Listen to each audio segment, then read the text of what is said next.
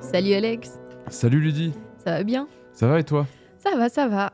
Et bonjour à vous qui nous écoutez depuis chez vous, depuis les transports en commun, Dans votre depuis voiture. dans votre voiture, dans les bouchons. Qui sait? Moi j'écoute jamais de toute façon donc je peux pas savoir. Bah, t'écoutes quand tu fais le montage. Non, je le fais sans. Tu fais à l'aveugle Je le le fais sans montage. nous écouter. Je fais hop là je couperai bien ici, hop tac. Super. Donc on est aujourd'hui pour ce 7e épisode qui 7e. marquera les annales, l'histoire, le cinéma je pense. Peut-être tout On, ça à la on est fois. parti pour, en tout cas c'était l'objectif d'aujourd'hui, avec les plages d'Agnès Petit Varda. épisode estival, hein, on va à la plage. On va à la plage avec Agnès. Ouais, elle est sympa. Donc, antépénultième film de la fameuse réalisatrice Agnès Varda, dans lequel elle revient à reculons, comme elle le dit elle-même, sur sa vie, ses films, ses amis.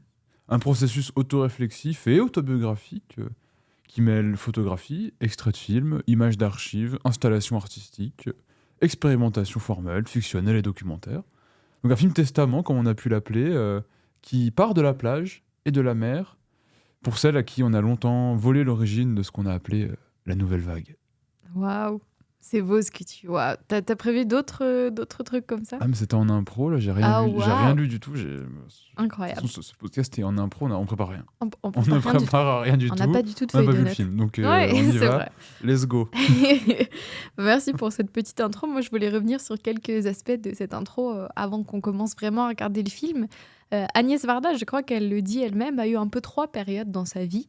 3 périodes distinctes. La première, c'était une période où elle était photographe, notamment pour le TNP. Elle l'était, qui est le Théâtre National de Paris, il me semble. J'en sais rien. J'ai supposé que c'était l'acronyme, mais peut-être pas. Peut-être ça veut dire autre chose. C'est peut-être le Tartare national de Paris.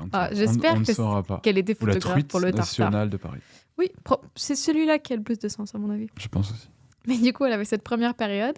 Elle a eu une deuxième période de réalisatrice qui est considérée à partir de Cléo de 5 à 7. C'était pas son premier film. En premier, elle a fait La Pointe Courte, mais un film qui n'a pas eu tant de succès à sa sortie, alors que Cléo de 5 à 7, c'est vraiment ça qui l'a propulsée sur la scène cinématographique française. Et enfin, à partir des années 2000, depuis un documentaire qu'elle a réalisé qui s'appelait Les Glaneurs et la glaneuse, et dans lequel elle a trouvé une patate en forme de cœur, qui est vraiment quelque chose qui me ravit, l'amour d'Agnès Varda pour les patates. En tout cas, à partir de cette patate, elle a commencé à faire des cycles d'installation, des fois avec des patates, des fois sans. Notamment une installation Patate Utopia, Absolument. dans laquelle elle s'était elle-même déguisée en patate. Et je crois qu'elle se promenait dans l'exposition en disant des noms d'espèces de patates. Absolument. C'était à la Biennale de Venise d'ailleurs. En tout cas, qui a lancé un cycle d'installation plasticienne. Juste pour vous dire, si vous n'avez pas vu Les Glaneurs et la glaneuse, ce film contient Agnès Varda déguisée en patate. Donc, juste pour ça, peut-être que ça vaut le coup de le regarder. Oui, s'il vous plaît. Regardez Agnès Varda, Dame Patate, comme on l'appelle intimement aujourd'hui. Voilà, il y a une chercheuse dont on va un peu s'inspirer pour cette analyse du film qui s'appelle Nathalie Mauffret, qui a dit que ces 3 phases de sa vie, c'est-à-dire surtout les installations et la photo, tout ça lui permet toujours de parler de cinéma. Et moi, ce que je note en regardant les plages d'Agnès, c'est qu'on a la coexistence des 3. On va en reparler plus en détail, mais on a des installations, on a des photos et on a du cinéma. Donc ça semble un petit peu se confirmer, cette théorie de Mauffret, puisqu'en tout cas, les 3 instances sont mises au service d'une œuvre de cinéma, dans une œuvre de cinéma, parce que les 3 parlent de cinéma, on va le voir. Mais voilà, je voulais noter ça quand même avant qu'on se lance. Oui, ce qui fait plutôt sens, ou peut-être ce qui a donné cette expression de film testament, où elle revient sur toute sa carrière, et donc mathématiquement presque, j'ai envie de dire, sur ces 3 périodes qui cohabitent et qui s'influencent l'autre en continu. Et tu disais que oui, on s'est inspiré d'une chercheuse, donc Nathalie Mauffret, et de son livre qui s'appelle La cinécriture d'Agnès Varda. Pourquoi ? C'est parce que après avoir vu le film, qu'on avait déjà vu tous les deux, mais pour l'occasion, on s'est rendu compte que c'est un film où après l'avoir vu, on a commencé à réfléchir et on s'est rendu compte qu'il y avait très peu de choses auxquelles s'accrocher. En tout cas, le film est très évanescent. Après, on était, mais il y a tellement de choses, c'est extrêmement dense, il y a très peu de scènes longues. Il y a très peu de scènes longues qui se posent dans le temps, plutôt. Donc on s'est dit comment aborder ce film. Et c'est là qu'on a ressenti le besoin en fait, d'aller chercher une accroche plus théorique et qu'on est tombé sur ce livre. Elle a également donné une interview à Microciné. Absolument. Si vous ne voulez pas lire le livre tout de suite, l'entrevue fait aussi le travail de défrichage d'Agnès Varda. Pour autant, cet épisode ne sera pas une analyse du livre, ni un retour sur le livre, c'est simplement une béquille que nous, on a pris. On va citer quelques éléments du livre, on a repris quelques éléments à l'intérieur pour donner notre propre vision du film, mais ça reste, comme d'habitude, une critique avant tout personnelle, même si, cette fois, on s'est ancré chez quelqu'un d'autre, finalement. Ce qu'on faisait un petit peu, mais moins explicitement, c'est pas pour rien qu'on appelle ça un podcast de culture, Alexandre. Oui, forcément, en tant que critique, on a de toute façon nos bagages théoriques, les auteurs que l'on lit, qui nous influencent dans nos lectures, dans notre lecture des films dont on parle. Mais là, c'est effectivement beaucoup plus explicite, car on a fait les deux en même temps. Lu le livre et analysé le film. Oui, et il me semble que tu voulais parler d'un concept en premier que Nathalie Mauffret utilise, qui est la cinécriture. Oui, tout à fait. En fait, cette difficulté à s'accrocher à certains éléments du film, à certaines images, à certaines scènes ou moments, s'explique, en tout cas est très rapidement expliqué par Nathalie Mauffret dans ce qu'elle appelle la cinécriture, qui est un terme qui apparaît dans seulement 2 films d'Agnès Varda, en lieu et place de un film réalisé par. C'est une cinécriture d'Agnès Varda, ou ciné-écrit par Agnès Varda. Ces 2 films, donc c'est Ulysse, un court-métrage documentaire où elle revient sur une photo qu'elle a prise et elle interviewe en fait les gens qui sont dans cette photo. On retrouve également dans Visage Village, dans la scène du bunker. Voilà, elle en parle aussi à ce moment-là. Et le deuxième, c'est Sans toi ni loi, donc un des films fictionnels d'Agnès Varda, qui, tu le connais mieux que moi, tu peux le présenter rapidement. Oui, où on suit l'histoire d'une jeune femme qui a décidé de tout quitter puis de vagabonder. Et qui est d'ailleurs un des films les plus connus d'Agnès Varda. Je crois qu'elle a gagné un prix à la Biennale de Venise, enfin la Mostra de Venise, pas la Biennale. Mais voilà, qui est du coup un de ses films fictionnels. Avec Sandrine Bonner comme actrice principale, l'actrice attitrée de Maurice Pialat, notamment. Et qu'on retrouve aussi dans Agnès par Varda, le dernier film d'Agnès Varda, qui vient faire une petite interview pour revenir sur ce film. Bravo Sandrine. Mais là, donc qu'est-ce que c'est rapidement la cinécriture ? Donc c'est un processus qui est une espèce de négation en fait du processus qu'on considère comme classique au cinéma, qui serait une division entre idéation, scénarisation, tournage, montage, post-production. La cinécriture, c'est plutôt vraiment un continuum qui commence à l'idéation d'un film jusqu'à la fin de sa production, et qui même se poursuit entre chaque film. Donc on pourrait même dire qu'il commence quasiment, on pourrait dire, au début de la carrière d'artiste d'Agnès Varda, même au moment où elle a commencé à penser à l'art, jusqu'à la fin de sa vie, et qui traverse donc un peu toute sa filmographie. Et donc, c'est vraiment rendre le processus de création à son état qui est de processus. C'est-à-dire que quand on réfléchit, quand on crée, il y a moins cet truc d'étapes. D'abord, j'ai pensé en termes d'écrit, après, j'ai pensé en termes d'image, et après, j'ai pensé en termes de montage. Non, c'est plus plein d'idées qui s'entrechoquent, qui se mélangent. On dit parfois en cinéma qu'il y a 3 écritures. Il y a la scénarisation, le tournage et le montage. Là, c'est vraiment prendre en compte que tout ça, c'est pas 3 écritures, c'est une seule écriture qui se poursuit et qui fait des allers-retours, par exemple. Pardon. Et il faut savoir que Varda l'a théorisé, et je crois qu'une autre personne, une universitaire, l'avait théorisé en même temps qu'elle, et que c'était aussi un geste de revendication, parce que, pour dire ça vite fait, le cinéma, au début, ça a mis du temps à être considéré comme un art à part entière, et en mettant ce terme d'écriture, même geste que ce que feraient les auteuristes qui écrivent un livre, Varda, elle essayait de donner une légitimité aux gestes créatifs que les cinéastes effectuaient. Même la question du scénario a été très compliquée à établir. À quel moment les scénarios ont émergé au cinéma ? Il y a cette citation un peu fameuse de Godard. C'est même pas 10 minutes de podcast, et on est déjà en train de citer Jean-Luc Godard, et qui disait que les premiers, un scénario, c'est une liste de courses. Et il y a la thèse de doctorat de Isabelle Reynaud qui s'intéresse au tout premier scénario, et elle en a fait un livre après, plusieurs même livres, où elle est allée chercher dans les archives de la Cinémathèque française les tout premiers scénarios. Effectivement, c'était à la base des listes on a besoin de costumes de policiers, on a besoin de costumes de ça, on a besoin d'accessoires. Et en fait, c'est né de ça, c'est que quand les films se sont complexifiés, il y a eu besoin de prévoir plus en fait de ce qu'on allait filmer. Et petit à petit, ça a créé le scénario qu'on connaît aujourd'hui. Et aujourd'hui, il y a d'autres artistes, depuis très longtemps, qui essayent d'aller contre cette standardisation du scénario, parce que le scénario est aussi un outil de standardisation. Ça permet de faire valider au producteur un papier qui dit ça sera ça le film, et ça va structurer les choses, et certains cinéastes veulent s'en départir. Notamment, on peut citer rapidement Pacifiction de Albert Serra, qui semble avoir été réalisé avec un scénario minime, j'ai déjà rien envie de dire, Oui. mais Ouais. où il a laissé émerger tout un tas d'autres choses au moment du tournage. Pour revenir rapidement sur la cinécriture, on va pas trop détailler, parce que si vous intéresse, vous pouvez aller voir le livre qui détaille plus pourquoi le terme écriture, quand est-ce que ça émerge, à quoi c'est connecté comme autre théorie du cinéma.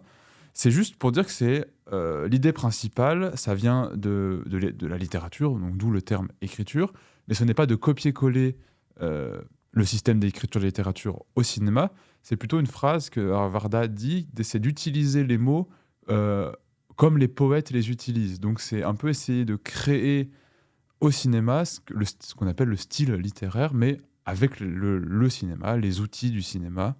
On pourrait dire le langage du cinéma, la grammaire, mais encore une fois, il y a beaucoup de débats autour de toutes ces désignations-là dans lesquelles on ne va pas rentrer aujourd'hui.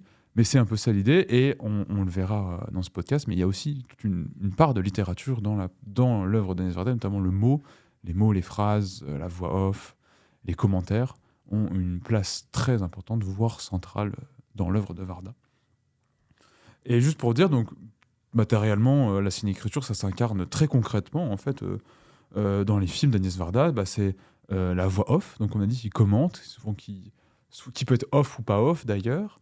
On a l'utilisation d'images qu'elle a tournées elle-même, confrontées à d'autres images qu'elle a tournées peut-être avant ou qu'elle n'a pas tournées. Et on a ce passage souvent entre des images qu'on a l'impression qu'elles sont fictionnelles et des images qu'on a l'impression qu'elles sont plus documentaires. Voilà, c'est à peu près ça, les principaux sillons, on va dire, de ce qu'est la cinécriture. Oui, ou qui sont, on pourrait dire, les gestes récurrents de Varda dans ses films. Et pour revenir un petit peu à ce que tu disais au début de ta prise de parole sur le fait que c'est un film un peu difficile à saisir, faut savoir que toute sa matière assemblée, c'est l'idée de faire une sorte d'autoportrait, comme tu l'as mentionné, ou d'autodocumentaire. Et il y a un auteur, un critique de cinéma qu'on aime bien, qui a d'ailleurs fait une critique de Pacifiction, assez chouette dans son podcast La Gêne Occasionnée, qui dit qu'il s'appelle François Bégodeau, j'ai oublié de le dire. Il dit qu'il s'appelle François Bégodeau dans son podcast. Oui, il dit ça. Heureusement. Pendant 1h30. C'est un peu long comme podcast. C'est un type brillant. Mais donc, autre le fait qu'il dit qu'il s'appelle Bégodeau, il parle de 2 types d'autobiographie dans un podcast, et j'aimais bien l'idée. Il dit que pour lui, sans se baquer sur la théorie, mais peu importe, j'aime bien m'inspirer de ça, il dit que pour lui, il y a des autobiographes qui écrivent des autobiographies pour prouver qui ils sont, qui savent qui ils sont, puis qui écrivent pour montrer comment ils sont arrivés à être les personnes qui sont.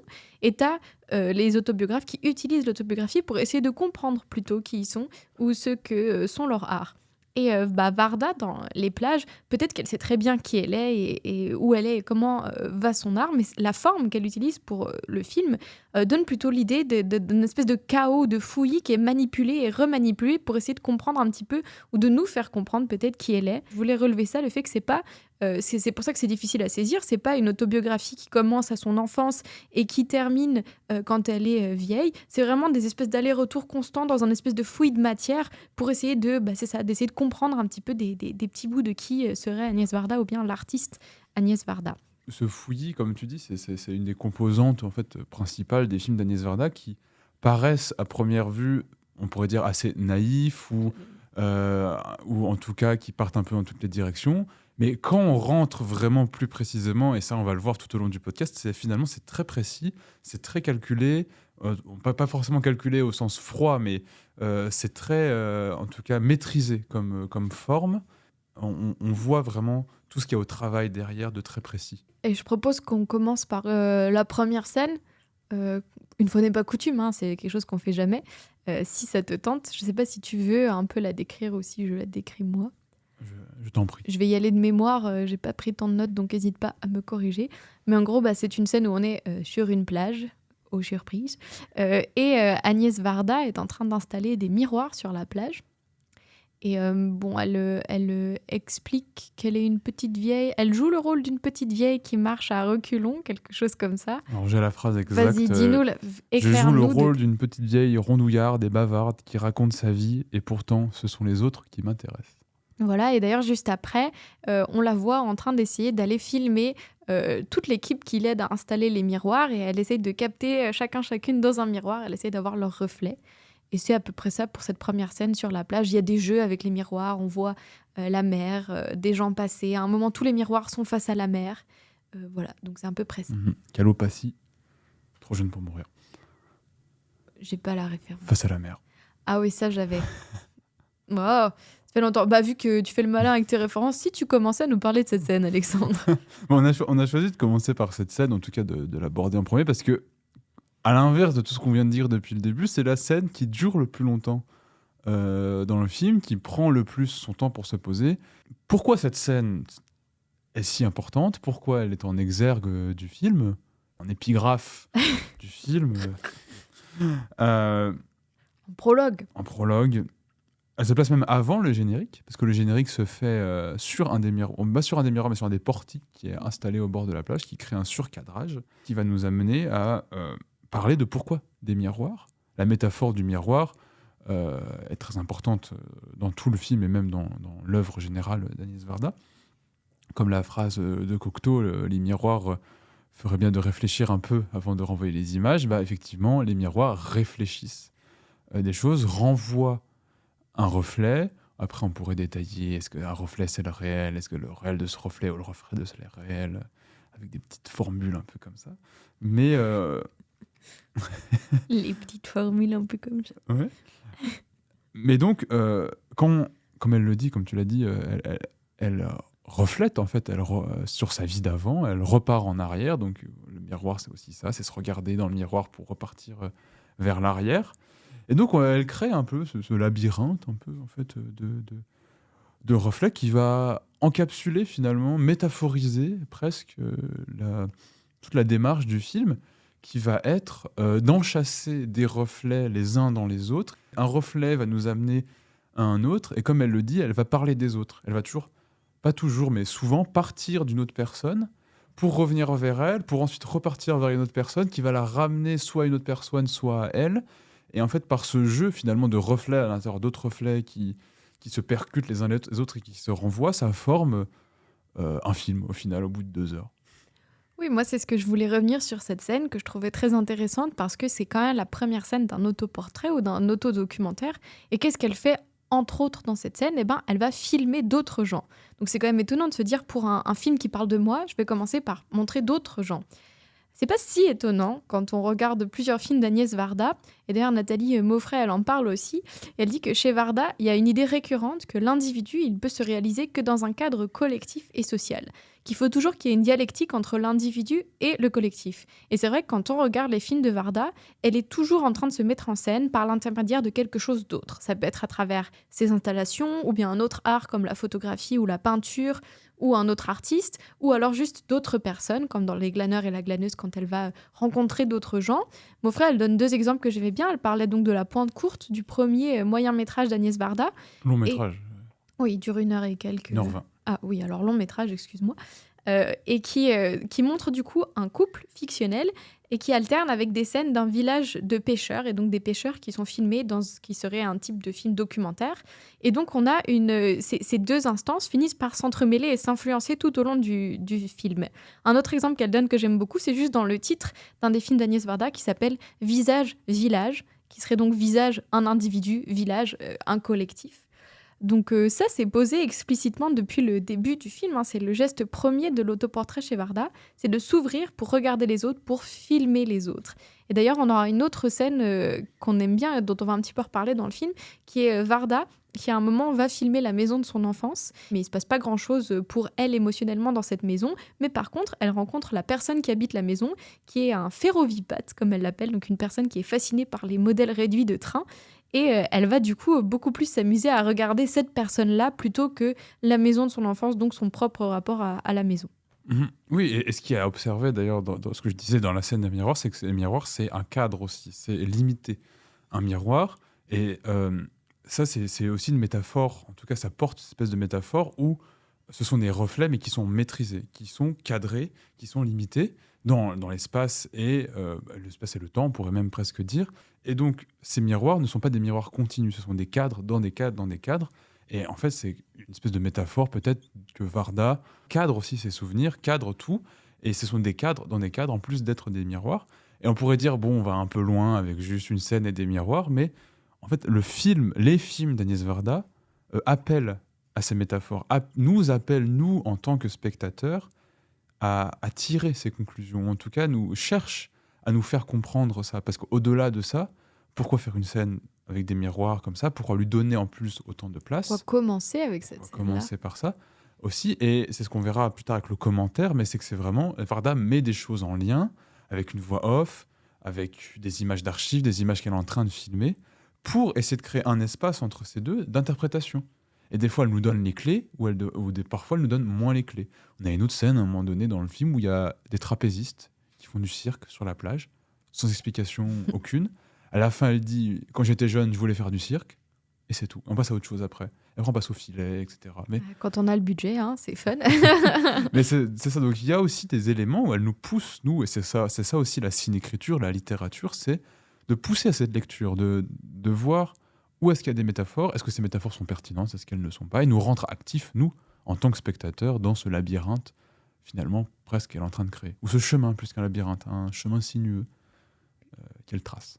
Moi, il y avait encore un petit élément que j'avais envie de relever dans cette scène-là. C'était ce qu'elle disait au début quand elle dit « je joue le rôle d'une petite vieille ». Bon, on en a déjà pas mal parlé, mais cette idée qu'elle se met en scène dans ce qui serait un documentaire. Donc de toute façon, puisqu'elle est captée par un appareil cinématographique qui a une forme de mise en scène, elle joue un personnage. Et un autre moment où elle est sur la plage et elle a du vent qui arrive sur son foulard.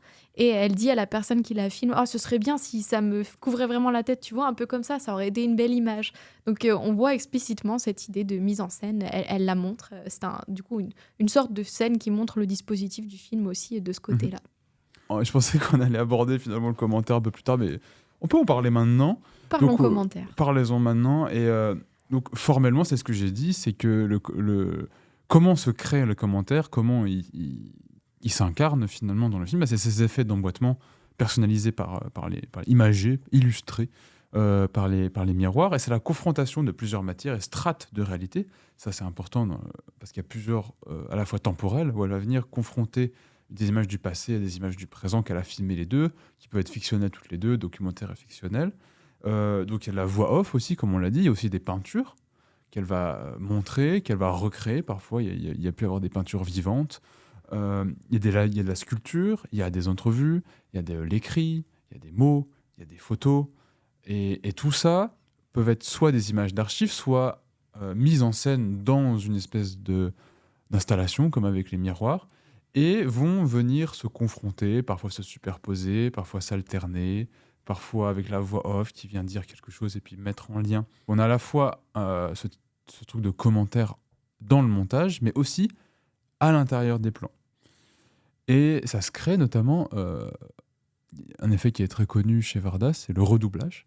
C'est-à-dire qu'il y a beaucoup de scènes dans les films d'Agnès Varda qui sont doublées après, en post-production, où sur le tournage, elle doit dire la phrase pour de vrai, mais ensuite elle va refaire cette phrase par-dessus. Parfois en changeant un petit peu, parfois en désynchronisant un petit peu ce qu'on appelle la labiale, donc entre la voix et les lèvres. Voilà, la cohérence entre la voix et les lèvres. Exactement. Et ça, c'est ce qui permet aussi de créer un décalage temporel, un premier décalage temporel entre ce qui a été filmé et ce qui est redoublé après. Donc même au sein de scènes qui paraissent assez simples, qui pourraient être assez straightforward, on a déjà ce décalage temporel de commentaires, parce que refaire une voix off sur une voix, c'est aussi apporter une double temporalité, la temporalité du présent, même du futur presque, avec celle du passé, et qui vient de créer cette altérité finalement dans chaque image, et qui va ouvrir cet espace, mais qui fait aussi passer de la fiction au documentaire, parce qu'on va décontextualiser, recontextualiser des images. C'est-à-dire qu'un film de fiction peut apparaître dans Les plages d'Agnès, on va rester sur cet exemple-là, mais dans plusieurs autres films d'Agnès Varda, comme une image documentaire. Parce que ça va venir prouver qu'il s'est passé ça à tel moment, où elle va dire: «Ah, à cette époque-là, il se passait ça».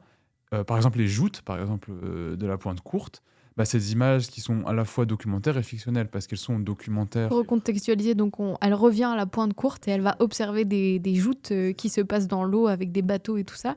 Et c'est quelque chose qu'elle avait filmé aussi dans son film La Pointe C'est Courte. ça, donc on a l'image de son film, de 55, La Pointe Courte, et qu'elle superpose à des scènes qu'elle est en train de filmer maintenant. Et donc des scènes qui sont documentaires insérées dans un film de fiction, qui sont ramenées dans un autre documentaire au futur pour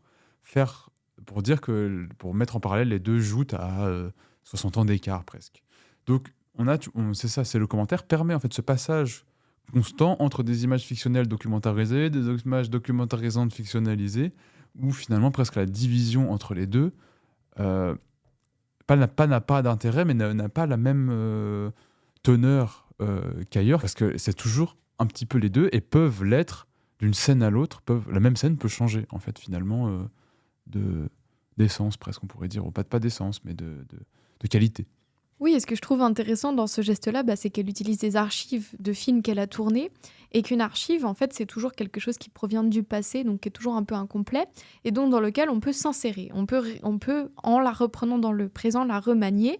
Et c'est intéressant que du coup, ces archives, ce soient des images a priori de fiction, et donc elle les insère dans ce qui serait un documentaire. Et pour moi, comme tu l'as dit, un peu ce geste-là, et pas seulement par une mise en parallèle avec des images de présent, mais parce elle les reprend, elle leur redonne une subjectivité. C'est aussi un peu acté qu'il y a une part de réel dans la fiction. Il y a des couches de réel dans cette fiction.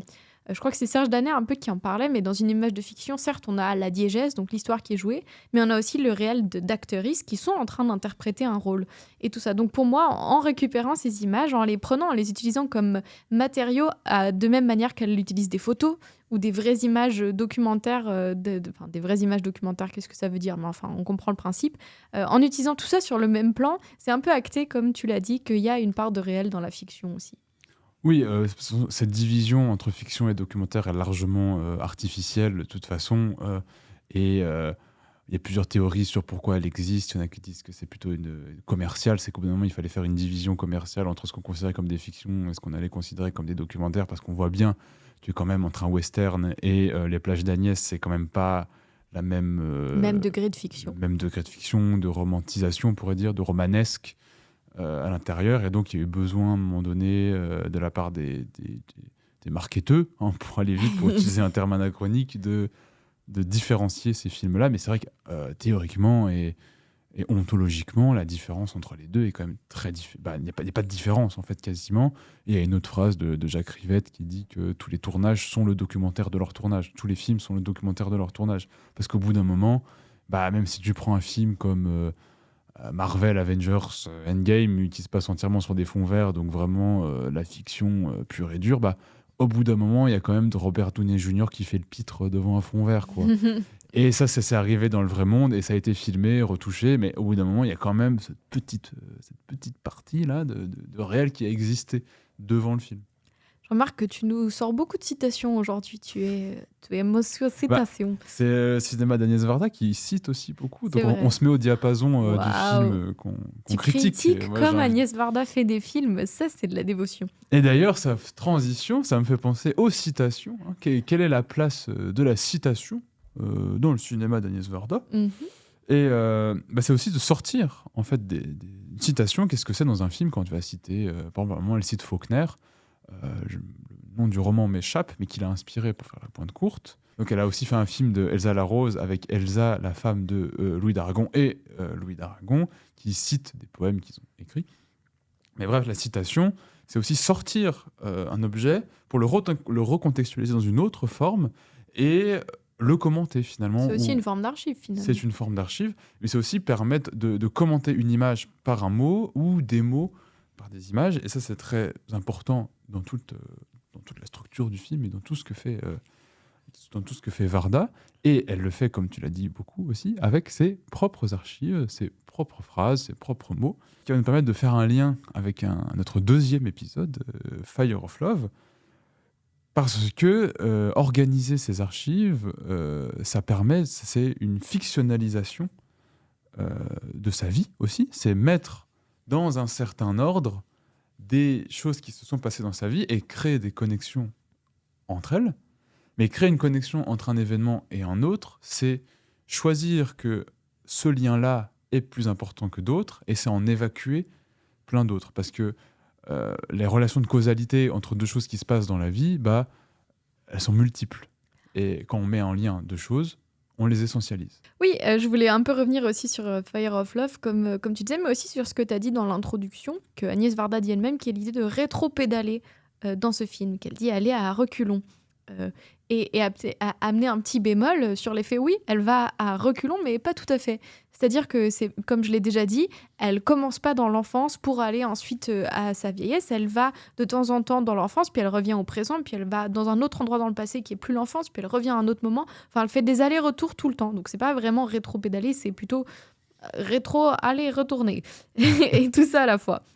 Et donc, ce qui vient faire une distinction quand même de marge avec Fire of Love, si on reprend ce qu'on avait critiqué, et ce qui rentre dans cette idée des deux types d'autobiographie ou de biographie, c'est que dans Fire of Love, tout était organisé pour nous montrer comment les deux volcanologues avaient eu cette destinée, que comment leur vie entière se prédestinait à ce qu'ils aient cette existence de volcanologue, alors que chez Varda, c'est pas vraiment ça. C'est pas une ligne claire qui nous mène au fait qu'elle ait été artiste, c'est plutôt une espèce de fouille de choses qui nous montre qu'elle est allée, que des choses l'ont influencée dans son art plutôt. Mais j'y reparlerai un petit peu.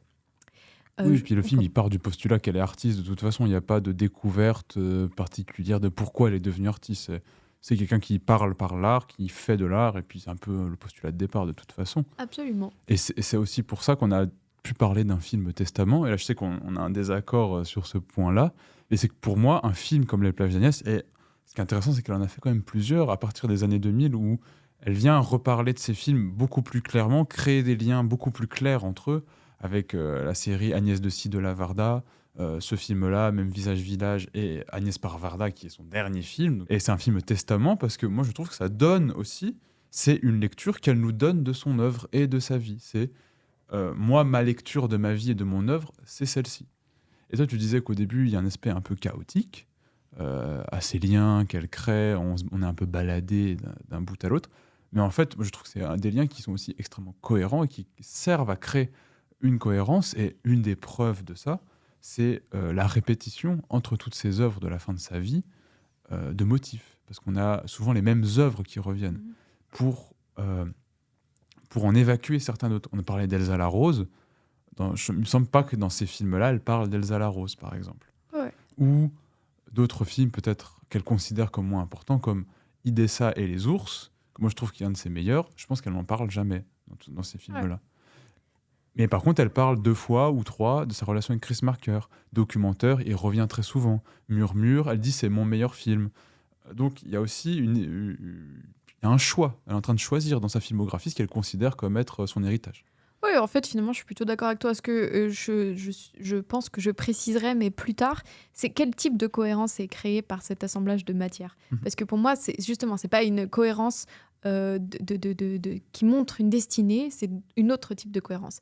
Et donc pour justifier, en tout cas pour appuyer un peu cette lecture de l'œuvre de Varda et de ce lien entre documentaire et fiction, nous avons trouvé dans Idessa et les ours, justement, une citation, ou en tout cas une intervention de la part de Varda qui semble aller dans notre sens.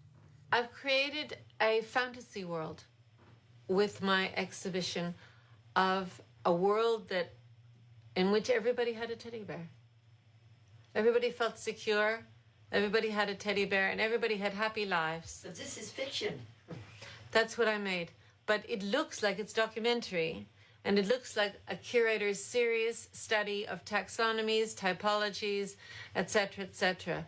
And that's what blurs the boundary between what is somewhat objective and somewhat imaginative. Yes, yes. Between reality and fiction, I'm somewhere in between. La réalité documentaire, ce sont des vrais gens. Ce vrai enfant qui apparaît dans une photographie tirée sur du vrai papier argentique. Mais très vite, on sent que la réalité glisse, se dédouble un peu et nous entraîne vers la fiction, vers un scénario. Et ce qui est intéressant dans cette citation, c'est que la personne qui parle en anglais, c'est donc Idessa, pas Agnès Varda, et que c'est de nouveau par l'intermédiaire de quelqu'un d'autre qu'elle commence à aborder cette idée-là. J'aime beaucoup l'idée de ce qui est somewhat objective et somewhat imaginative plutôt que réalité et fiction. Donc ce qui est objectif ou imaginatif. En tout cas, mais c'est une très belle citation, Alexandre. Beau travail. Et pour l'expliciter un petit peu, c'est de dire que des images documentaires qui... Là, en fait, c'est une exposition où elle a rassemblé des centaines, voire des milliers d'images, avec des photos avec un ours en peluche dedans. C'était ça l'objectif. Et donc, ce sont des images documentaires, parce que ce sont juste des gens qui se sont pris en photo avec un ours en peluche. Mais cette matière documentaire, mise en relation, en tout cas choisie, sélectionnée, c'est ce qu'elle dit, c'est que moi, ces images, je ne les ai pas toutes mises, c'est moi qui ai choisi, sélectionné les images, agencé ces images dans mon exposition. Ça, c'est de la fiction, parce qu'après, nous, inconsciemment, c'est ce qu'après dit Agnès Varda, on va faire des liens entre deux photos, et la matière documentaire, comme elle dit, glisse vers la fiction une fois qu'elles sont mises en relation. Et ça, c'est exactement ce que fait les plages d'Agnès, pour le coup. Bingo. Je voulais revenir sur un dernier aspect dans le commentaire, même si on est un peu parti plus loin du commentaire, puisque dans le commentaire, il y a langage, et dans le langage d'Agnès Varda, il y a quoi ? Il y a des calembours. Donc les calembours, c'est quoi ? C'est des jeux de mots où on joue beaucoup sur des sonorités qui sont plutôt similaires. Par exemple, à un moment, elle se fait un abri sur une côte. Elle dit que c'est un abri côtier. Donc un abri côtier, c'est le talent d'Agnès Varda pour les calembours. Il y en a plein d'autres dans tous ces films et dans les plages d'Agnès. Et moi, je voulais revenir justement, je suis bien content que tu aies parlé au tout début de l'aspect naïf de prime abord des films de Varda, parce que je pense que les calembours y contribuent. Parce que, donc, comme j'ai dit, c'est des jeux de mots, donc c'est littéralement jouer avec le langage et son aspect ludique. Et dans la littérature, avec un grand L, sauf peut-être pour le courant Loulipo, qui consiste à s'amuser à faire des jeux avec le langage, dans la littérature, les jeux de mots, c'est plutôt déconsidéré, parce que c'est vu comme quelque chose qui emprunte la facilité du langage. Exemplairement, on les utilise principalement dans les comptines pour enfants, et c'est souvent plutôt dénigrer le langage qui est utilisé pour les enfants, c'est un langage facile. Ou dans les blagues carambar. Ou dans les blagues carambar, exactement, ou les blagues toto, tout ce que tu veux. Et donc, est-ce que c'est naïf, les calembours ? Moi, je dirais oui, mais qu'il faudrait aller un petit peu plus loin et se demander pourquoi est-ce que Agnès Varda, elle passe par ce langage naïf, ou plutôt, comment est-ce qu'elle utilise cette naïveté ? À quoi elle sert ? Certes, le jeu de mots, comme je l'ai dit, c'est une facilité, mais ce qu'ils font, c'est qu'ils côtoient des images et des propos qui sont un peu plus complexes. Je me rappelle plus exactement ce qui se passe. D'ailleurs, je voulais revoir la scène, mais dans la scène de la baleine. Mais il me semble que c'est tout un lien aussi avec la plage de ses souvenirs, avec...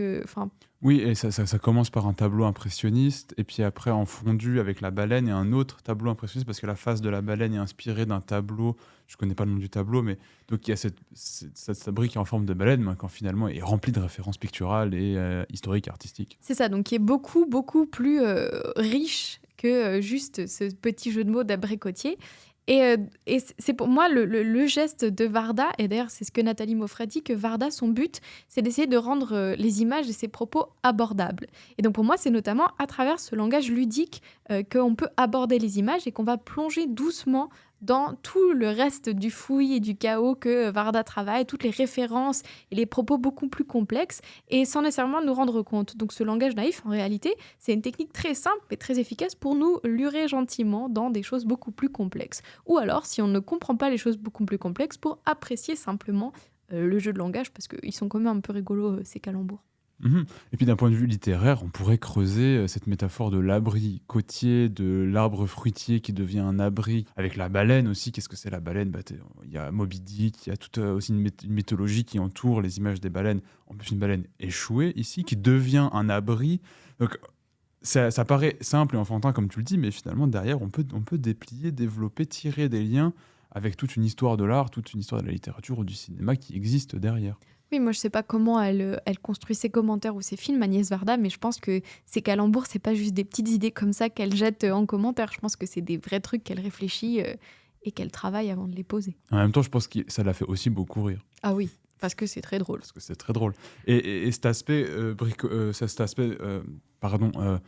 calembour aussi, comme tu dis, c'est un bricolage de la langue, mais c'est aussi parce que c'est ce qui renvoie aux films d'Agnès Varda qui sont des films bricolés, en tout cas qui ont l'air d'être bricolés, faits de petits morceaux rattachés ensemble en plus vers la fin de sa vie, filmer à la caméra DV, numérique, plutôt abordable comme caméra, qui donne des images, donc qui ne sont pas des images léchées, très précises, et qui ajoutent finalement, qui rentrent plutôt en résonance l'un avec l'autre. Ce travail de la langue et ce travail de l'image qui passe par du bricolage. Absolument. Un autre élément qui est travaillé dans ce film, dont on a un peu parlé, c'est le temps, vu qu'on parle beaucoup de retour dans le passé, dans le présent, dans le futur. Et on va revenir à une scène, peut-être, avant d'aborder un peu plus comment le temps est traité. Et un extrait de cette scène, peut-être que je donne un petit contexte avant. Agnès Varda a retrouvé une amie de son enfance qui est un peu plus âgée qu'elle. Et elle la rencontre avec ses 2 fils. Et cette femme qui est assez vieille commence à perdre la mémoire. C'est la femme de Jean Villard, C'est la René femme de Villard. Jean Villard. Donc Jean Villard avec qui a créé le Festival d'Avignon et qui a donné en partie les premiers...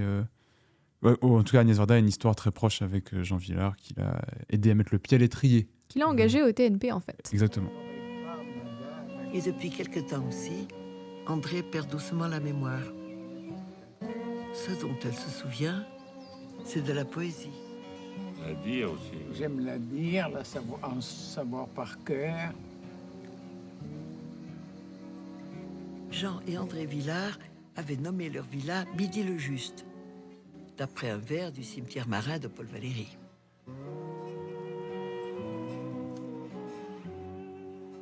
Ce toit tranquille où marchent des colombes, Entre les pins palpitent, entre les tombes. Midi le juste y compose de feu. La mer, toujours recommencer. Donc on note qu'elle s'appelle André et pas René, comme tu as, comme tu as dit. Est-ce que tu veux un peu commenter cet extrait ou tu veux que je le fasse moi ? Vas-y, je t'en prie. Oui, alors on va retenir... Moi j'aime bien retenir déjà cette dernière phrase du poème de Valéry dont on reparlera peut-être, mais qui est donc la mer, toujours recommencer, qui vient quand même faire un lien assez explicite avec le titre du film. Les plages d'Agnès, parce que bon, les plages, c'est sur la mer, je vous apprends pas grand-chose. Mais on y reviendra sur comment ça résonne. Moi, ce que je trouve... La mer sont sur les plages. Ouais, tout dépend du point de vue, finalement. Si t'es la mer ou la plage, c'est qui sur qui. La plage est plus sous la mer. Ouais, aussi, effectivement. Ça continue dessous. Exact. Enfin bref, nous ne sommes pas un podcast de biologie. Donc, on peut essayer. Maritime, c'est pas un podcast maritime. Ouais, moi sinon je suis vite perdue. Donc bref, donc moi ce que je trouve très beau, c'est que Varda, elle a ce geste assez récurrent aussi dans ses films de saisir des choses un peu complexes à travers un petit coin, une petite porte. Là, c'est quand même un truc assez gros qui est une femme qui oublie, donc qui a probablement l'Alzheimer, et elle les saisit à partir, non pas les mots qu'elle oublie, mais les mots qu'elle se rappelle et la poésie qu'elle se souvient. Pour donner un autre exemple qu'elle fait, que j'avais trouvé très beau dans un film qui s'appelle Black Panthers, qui n'est pas le Marvel, mais qui est les vrais Black Panthers, qui était un vrai mouvement militant, mais qui sont toujours, et qui était sur place quand le mouvement Black Panthers était, disons, à son apogée. Et, en 68. En 68, exactement. Elle n'était pas en France, elle était aux États-Unis. Et elle filmait ses militants. Et ce que je trouve intéressant, c'est que dans le film, il y a une partie qui doit durer bien 10 minutes, qui est consacrée aux cheveux des femmes afro-américaines. Où elle les filme et elle entend leurs revendications à partir de leur coiffure. Et je trouve que c'est pas du tout les mêmes enjeux, mais c'est un peu le même geste de prendre un petit coin de quelque chose pour filmer quelque chose de plus complexe. Et là, de prendre cette poésie rappelée pour évoquer quelque chose qui a été oublié, je trouve ça très très beau et assez bouleversant. Et pour préciser sur les cheveux, c'est que se coiffer, comme on a appelé après, ça s'appelle... grossièrement des afros, c'était une revendication de la part de ces femmes-là de nos cheveux sont comme ça, on veut se coiffer comme ça et on veut pas être stigmatisé pour ça, et c'est aussi un enjeu culturel. Oui, parce que c'était blanchiser leur coiffure en fait que de les obliger à se coiffer comme les personnes blanches. À se lisser les cheveux par exemple. Absolument. Mais donc pour revenir à André et à sa poésie qu'elle se rappelle, j'ai pris un petit extrait d'un auteur qui parle de la mémoire et du langage, et je me suis dit, allez, faisons un petit jeu, je vais te lire l'extrait et je vais essayer de te laisser deviner qui a écrit ce petit extrait.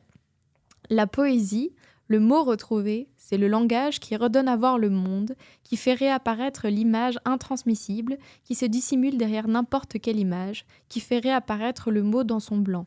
Les images ont besoin de mots retrouvés, comme les hommes, chez qui le langage est second, tombent perpétuellement sous la nécessité d'être réagencés par le langage, d'être de nouveau acquis à l'idée de langage, doivent retrouver le langage, c'est-à-dire le vrai langage, c'est-à-dire le langage où le réel est défaillant.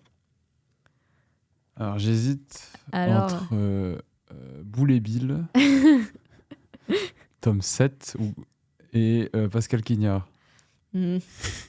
Ça aurait pu être Bouléville, je comprends, je vois la blague avec le chien, mais effectivement, c'était Pascal, Pascal Quignard. Et je trouvais que cette citation, elle résonnait assez bien avec cette scène, cette idée que la poésie, le mot retrouvé, c'est le langage qui redonne à voir le monde, et que c'est un petit peu ça pour André, qui est filmé. Et d'ailleurs, non pas d'ailleurs, je dis n'importe quoi. Fin de la phrase. Fin de la phrase. Et oui, on voulait parler donc de ce lien au temps, parce que la mémoire et les béances que crée dans une vie, la mémoire est le point de départ des plages d'Agnès. C'est que Agnès se rend compte qu'elle commence à perdre la mémoire, qu'elle ne se rappelle plus de certaines choses, qu'elle a besoin de faire un effort conséquent pour refaire des liens, et d'où naît cette envie de faire ce film, ce film mémoire, presque ce qu'on appelait un film testament, mais un film mémoire aussi. Et ce qui est intéressant avec l'extrait la personne plutôt qu'on a entendu dans l'extrait, donc André Villard, c'est que elle ne se rappelle plus du visage de Jean Vilar. Elle ne se rappelle plus que ses fils ressemblent à Jean Vilar. Donc cet élément-là, qui est quand même, on pourrait se dire, important au minimum dans la vie de quelqu'un, elle ne se rappelle plus. Mais les poèmes, ça elle se rappelle encore. Ce qui est quand même un hasard total de la mémoire, qui est... la mémoire, voilà, c'est complètement hasardeux, c'est aléatoire. Ou si ce n'est pas aléatoire, si ça a des ancrages dans le cerveau, ou psychologique ou sociologique, c'est quand même mystérieux.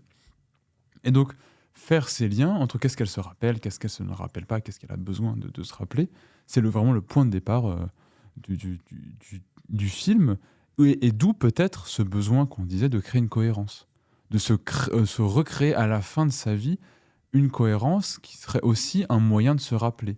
De se rappeler de sa vie, c'est aussi de passer par le lien. Comme on dit un peu parfois dans le cerveau qu'entre deux idées, c'est parce qu'on a créé un lien mémotechnique entre les deux, ou une idée en amène à une autre, c'est aussi peut-être ça le geste en tout cas la cinécriture qui a guidé ce film-là, c'était comment je saute moi d'un moment de ma vie à un autre, d'un lieu à un autre, d'une personne à l'autre, comme ça, pour me rappeler. Donc c'est vrai que le film, en même temps, serait à la fois un donné, à la fin, une carte qui serait terminée, mais en même temps, comme on l'a dit, un processus en cours constamment. Un peu tout le temps ce dialogue entre les deux. Et c'est pour ça qu'on parlait du chaotique, de l'aléatoire, tout ça. Mais moi, je pense que c'est plus de l'ordre du chemin. Un peu comme on a pu parler la dernière fois avec Virginia Woolf du chemin de pensée.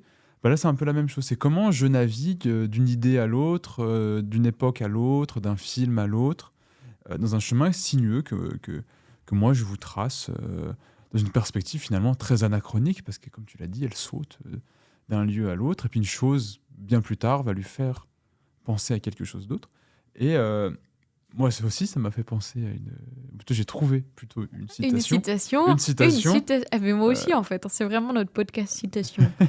De cette fois, de Bergson. Qui est Bergson, Alexandre ? Philosophe qui a beaucoup parlé du temps. Ah. Et qui dit mon présent empiète tout à la fois sur mon passé et sur mon avenir. Et j'en ai une autre. Et il faut donc que l'état psychologique que j'appelle mon présent soit tout à la fois une perception du passé immédiat et une détermination de l'avenir immédiat. Ça, c'est dans Matière et mémoire, essai sur la relation du corps à l'esprit, 1896. Ah oui, moi, j'ai pas dit d'où j'avais pris Quignard, c'était dans le nom sur le bout de la langue, si jamais. Sympathique roman. Sympathique roman, comme tout Quignard, généralement. Mais donc... on a ce rapport donc entre présent, passé et futur qui est essentiel dans les films de Varda, cet anachronisme, donc on a aussi déjà parlé. Et ce qui est un peu intéressant, c'est que quand on regarde les films de Varda un peu à rebours ou dans le désordre, parfois on va trouver des idées. Par exemple, dans Documentaire, il y a une scène où elle filme la plage et quelqu'un se baisse pour ramasser quelque chose sur la plage et elle dit le mot glanage. Alors qu'on est presque 30 ans avant les glaneurs et la glaneuse.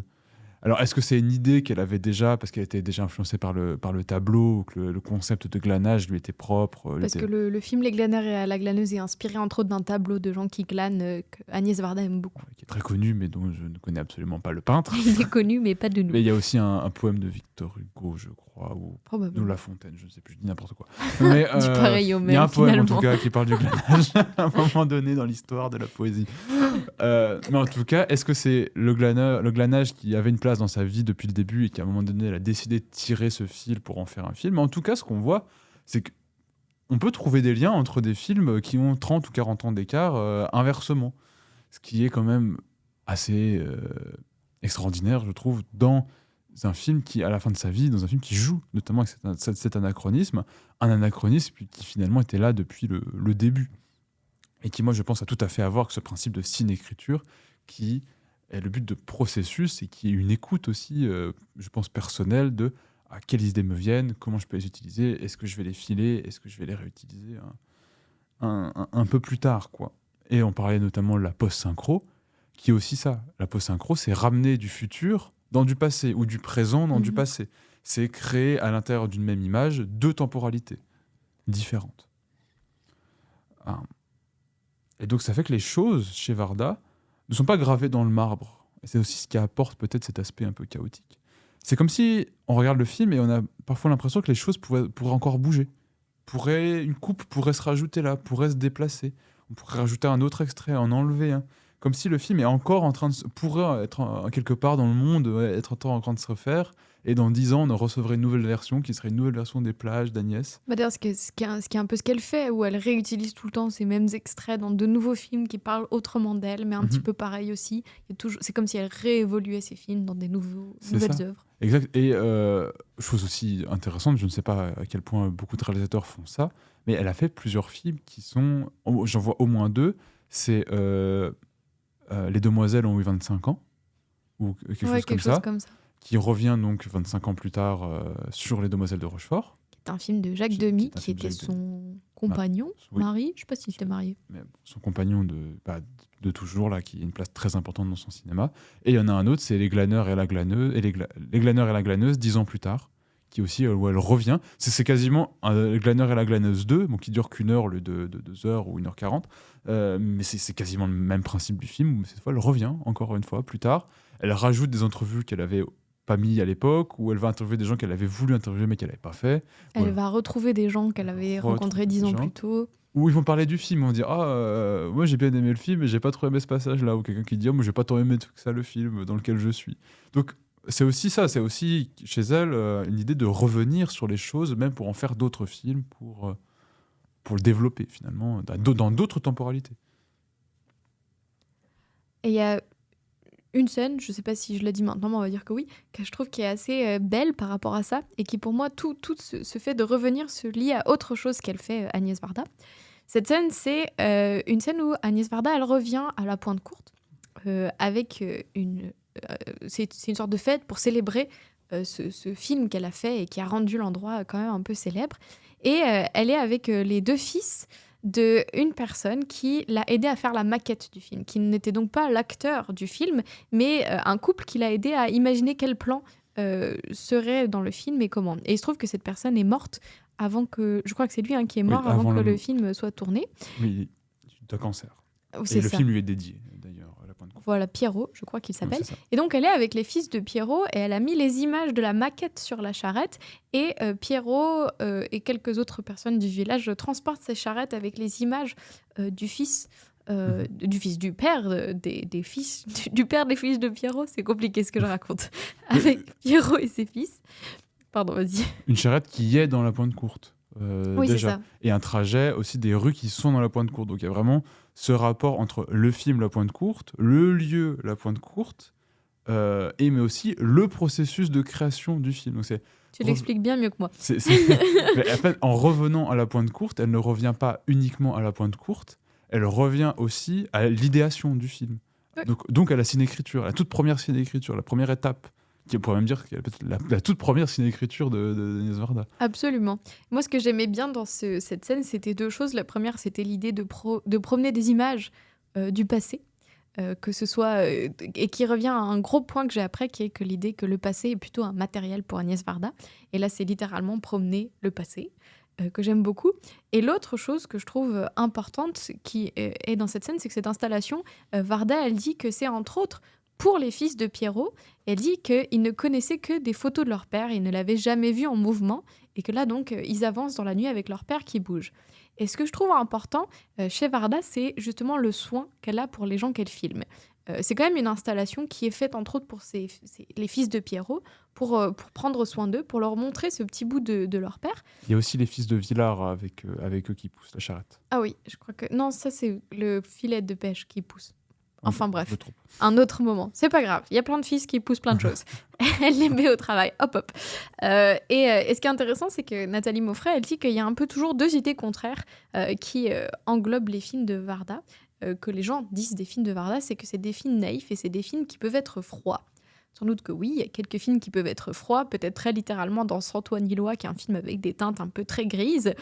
Mais moi, ce que je remarque surtout, c'est la douceur avec laquelle Agnès Varda, elle s'adresse aux gens, elle regarde les gens, à laquelle elle crée des installations, entre autres pour les fils. Bon, c'est aussi pour célébrer la pointe courte, mais elle a quand même eu ce soin de proposer aux fils de promener ces images de leur père, et que je trouve qui est quand même très récurrent dans tous ces films. Et c'est pas tout de regarder les gens, il y a aussi comment on les regarde. Et je trouve qu'il y a cette façon de regarder qu'elle a, où elle s'intéresse aux gens, elle prend soin d'eux. C'est pas pour rien qu'elle a envie de retourner 10 ans après les glaneurs et la glaneuse, retrouver ces gens qui l'ont quand même foncièrement marqué.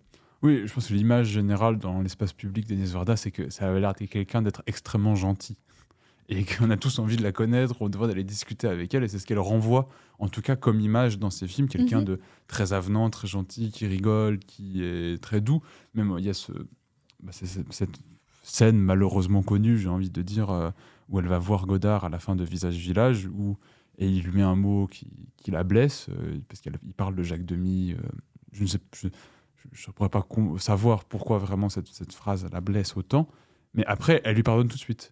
Oui, elle dit genre sacré Jean-Luc, t'es un gros con mais je t'aime quand même. Ouais, il y a quelque chose comme ça d'idée. Donc il y a vraiment, même dans ces moments-là où elle est blessée et elle pourrait légitimement être énervée contre la personne, il y a un mouvement de recul et un mouvement de résilience, comme on dit aujourd'hui peut-être. Oui, puis qu'elle a vraiment autant dans l'image quand elle se met en scène, mais aussi quand elle est derrière la caméra et qu'elle va s'intéresser aux gens. Je me rappelle aussi dans Les Glaneurs et la glaneuse, quand elle va rencontrer une petite barmaid d'un petit village. Enfin, je sais plus cette scène, mais je sais que ça m'a marqué parce qu'elle s'intéressait beaucoup à cette personne, en tout cas.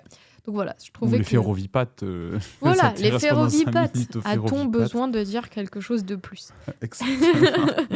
Mais ce qui nous permet de parler d'un élément très important des films de Varda, qui est la présence de la mort. C'est que les films de Varda, malgré toute cette naïveté, cette légèreté, sont habités par la mort. Tous, quasiment tous. C'est vraiment quelque chose qui structure son imaginaire. Tu disais La Pointe Courte, c'est dédié à Pierrot, donc dédié quand même à quelqu'un qui est mort, le film. Il y a des aspects biographiques qui l'expliquent, mais c'est quand même un premier film dédié à quelqu'un qui est décédé. Et dans le film, il y a deux morts. Il y a la mort potentielle de l'étang des pêcheurs et il y a la mort potentielle d'un amour entre les deux. Et il y a un enfant qui meurt aussi au début du film, je crois. Oui, vers la moitié du film plutôt. Ouais. Mais donc il y a ça. Et puis on pourrait un peu tirer le fil de tous ces films, et dans quasiment tous ces films, j'aurais presque envie de dire tous ces films, mais disons quasiment pour être sûr, il y a ce rapport à la mort. Cléo de 5 à 7, elle a peur de mourir du cancer. Dans Antoine Illois... Spoil, elle meurt. Elle meurt. Même voilà, dans Le Bonheur, il y a un rapport à la mort. Ouais. Dans un film Le Bonheur, il y a la mort a une place très importante. Alors que ça s'appelle Le Bonheur, quoi. C'est ça. Donc, bref, on pourrait encore une fois détailler chaque film avec la place de la mort. Et malheureusement aussi, on aurait dû dire, c'est que la mort a une place aussi très importante dans la vie d'Agnès Varda par celle de Jacques Demy.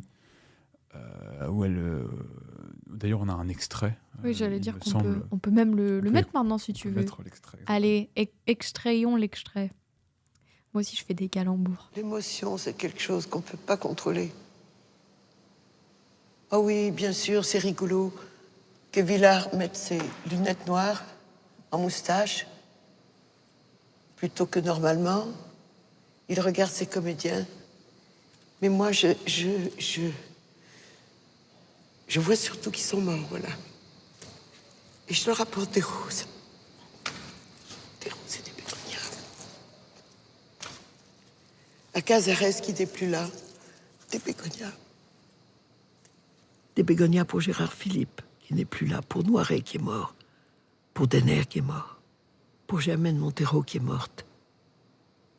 Pour Villard, que j'admirais tant. Pour ce jeune homme flamboyant. Toutes les jeunes filles étaient amoureuses de Gérard Philippe. Voilà, il est mort. Je les pleure très sincèrement. Et je les expose comme une artiste qui est fière de montrer ce qu'elle sait faire, qui est fière d'être invitée, qui est fière que les gens viennent et disent « Ah, les belles photos. Ah, la belle chapelle. » Comme ils étaient jeunes et beaux. Et évidemment, je pense à Jacques, il n'y a pas de mort qui ne rebondisse sur Jacques. Il n'y a pas de larmes, il n'y a pas de fleurs, de roses et de bégonias que je ne jette pour Jacques. Il est le plus chéri des morts. Donc, un extrait, oui, effectivement, triste des plages d'Agnès, et qui parle donc de Jacques Demy, donc son compagnon et père de Mathieu Demy, Oui. Son fils. Père de son fils. Du fils d'Agnès Varda. Pardon. Et donc qui est mort dans les années 90 du sida. Et qui a été donc une mort très difficile pour Agnès Varda, qui a structuré toute sa fin de sa vie, finalement, quasiment toutes les œuvres de sa fin de sa vie, et notamment fait, avant qu'il meure, un film qui s'appelle Jaco de Nantes, qui était un film que Jacques Demy avait écrit, en tout cas il avait écrit des souvenirs de son enfance, et Varda lui a demandé de les filmer, et il a dit je suis trop fatigué, donc c'est Varda qui a fait ce film à partir de ce qu'avait écrit Jacques Demy, en insérant des films de Jacques Demy quand ça lui faisait penser, finalement, des scènes de la vie de Jacques Demy qui avaient inspiré des scènes de films et qui étaient mis en résonance dans Jaco de Nantes. Mais donc cette mort presque quintessentielle, j'ai envie de dire, de la fin de vie d'Agnès Varda crée dans le film une espèce il y a beaucoup de résonance, en tout cas dans le film, où elle donne beaucoup de place à l'absent et au motif de la moitié perdue. On a Varda et Jacques Demy. D'ailleurs, la plage, ça faisait référence au moment où eux aimaient beaucoup la plage, se promenaient beaucoup sur la plage. Donc revenir à la plage, c'est aussi revenir à ce moment qu'elle ne partage plus, quelque part, avec Jacques Demy.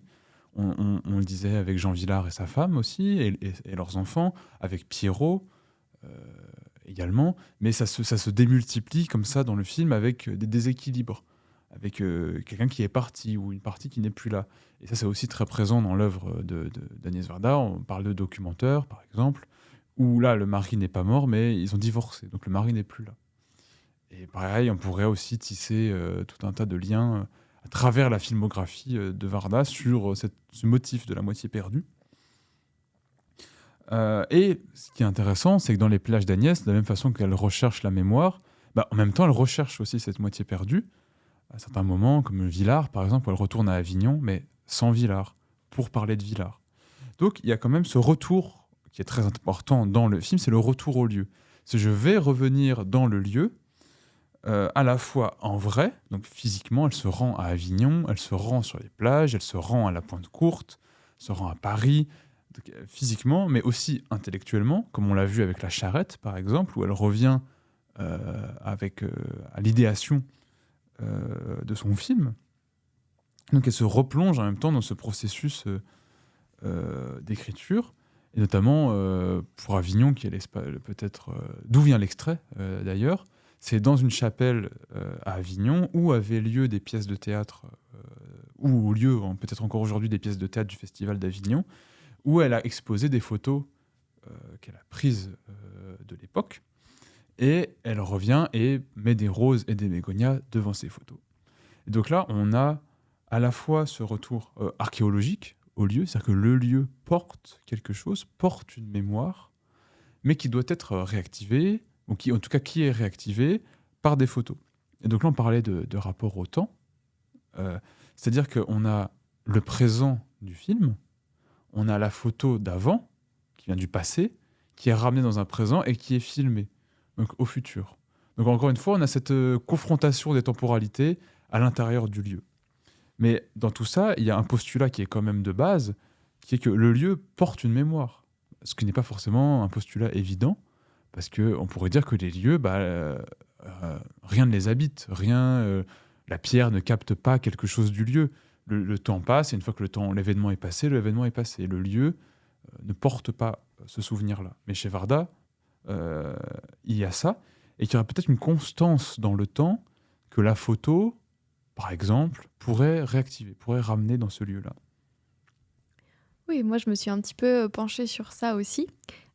Et à travers d'abord le prisme d'un auteur qui a beaucoup fait des expériences, un auteur de littérature pour le coup, avec le lieu, qui est Georges Perec. On revient à l'Oulipo, finalement. Peut-être que Varda était une grande fan de l'Oulipo. En tout cas, ce n'est pas dit dans toutes les références Non, qu'elle dans cite. toutes les... elle il n'y a cite le pas- nouveau roman, mais pas l'Oulipo. Enfin, moi, je le cite explicitement.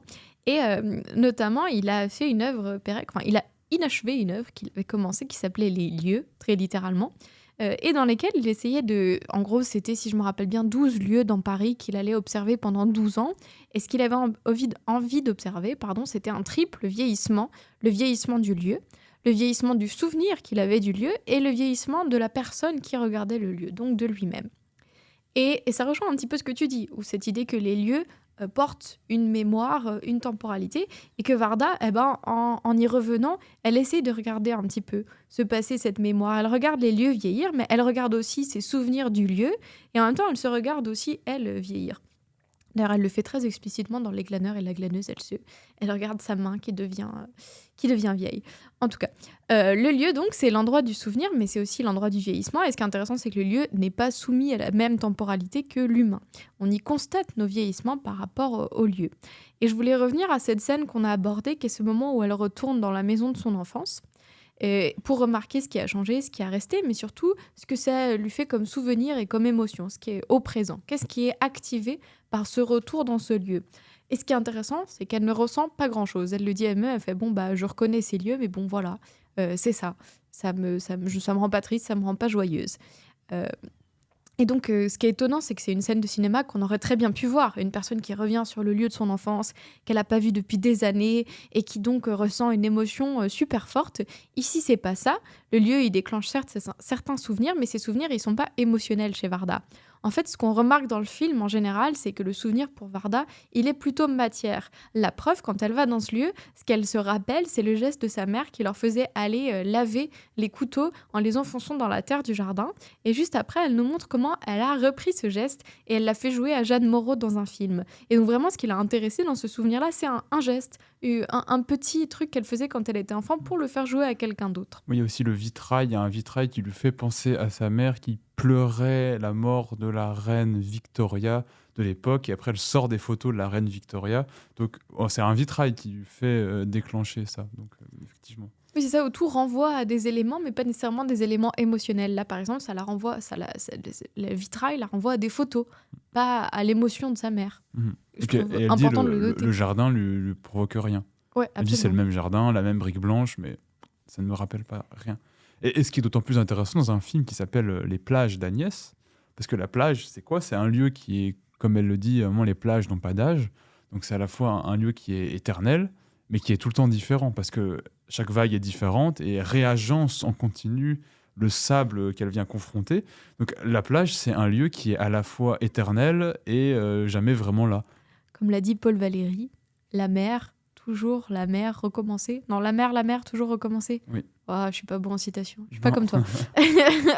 Mais ce qui vient appeler, dans le livre de Nathalie Mauffret, il y a une citation qui est le régime funéraire de l'art, et que l'art, finalement, embaume le réel. C'est qu'il y a...